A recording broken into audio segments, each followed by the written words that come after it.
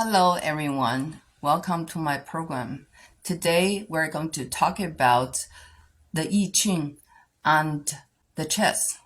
Tyler Carden is here. He's my friend. I learned to play chess from him. He's a player and a programmer. I find many similarities between the chess and the I Ching. I would like to share these interesting observations. Hi, I'm Tyler Carden, and I know some of the terms in chess that we can talk about and draw a comparison with the I Ching. One that Annie pointed out to me was the 64 squares of the chessboard. There is a combination of 8 files and 8 ranks on a chessboard. It is 8 by 8. And there are a total of 64 squares, and that matches the number 64 hexagrams that you can get from a divination. Probably people need to know a little about the I Ching. It's also known as the Book of Changes. It's one of the oldest texts in the world, and that came from China. The I Ching is known for it has 64 hexagrams, but interestingly, the original one was trigrams, and it only has 8.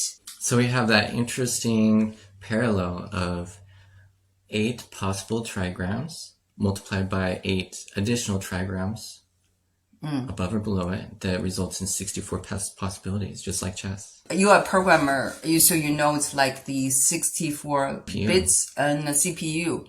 People know that the computer is a binary system, so is the I Ching. Pretty much consists of 2 lines, the broken line and the straight line. The straight line represents the yang, and the broken line represents the yin. Together, it's the yin and the yang and the universe. Okay, another parallel I see there is that not only are we dealing with one of the oldest books on the planet, chess is also one of the oldest games on the planet as well.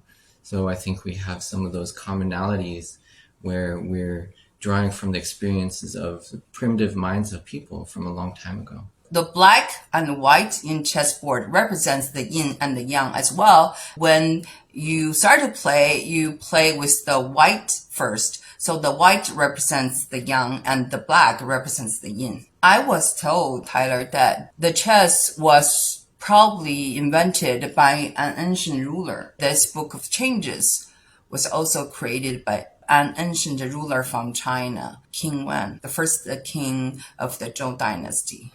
These are very interesting parallels. We also see that both have a foundation on military strategy, on military strategization, where playing chess gives you this ability to forecast, to visualize, to think ahead, to strategize, and to come towards a victory.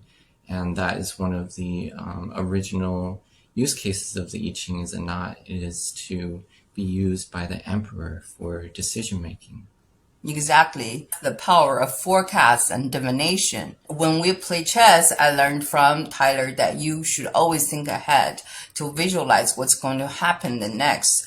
One of the most interesting people to me in modern day chess is Dan Heisman. He came up with this concept that's popular called hope chess. Hope chess is moving without fully calculating the consequences. His emphasis on using this term is that you shouldn't make a move having a passive reliance on hope. You need that divination, you need that forecast, you need to know what's going to happen next and not just hope for the best. What I like about the divination part is that the I Ching, the Book of Changes, will tell you whether you should be aggressive or you should be passive, conserve your energy. Pretty much you either do it or not do it. That's the part of the usefulness of divination.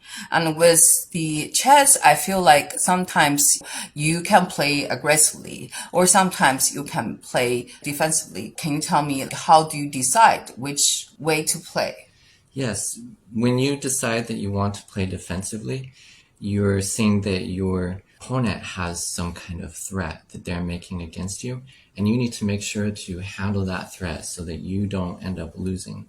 So if your opponent ends up getting in a better position than you, then you're really going for preservation. You're going for a draw, and you're trying to avoid the loss. If you win, that's the best case scenario, but you're going for at least a draw if possible and avoiding losing.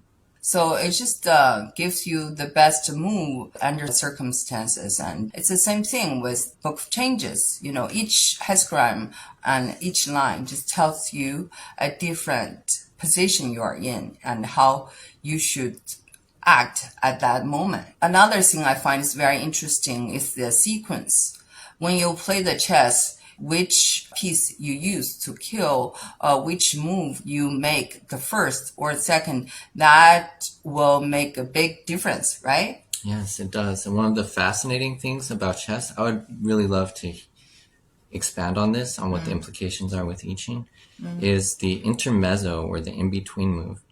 This is when you have an interjection in the sequence.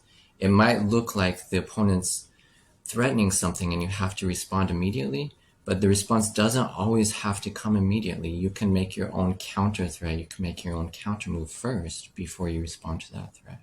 Yes, about balance. I Ching is talking about two things. One is to change, always changing dynamic. The same thing in chess, there's always changing. It changes a lot.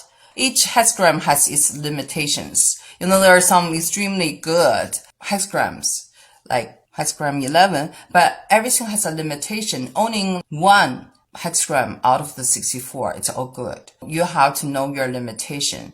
It's the same thing when you play the chess, no matter how powerful you are as a queen or how small you are as a pawn, you have your strengths and your limitations at the same time. Am I right? Yes, and that's why you need to consider all of these pieces' different limitations and have them work together. Those limitations create that balance that you described. You can't just win with a single piece. You need to have multiple pieces coordinating together and acting together. The king, it will be like hexagram 1, 乾卦, because it's most powerful as the man that rules, the ruler.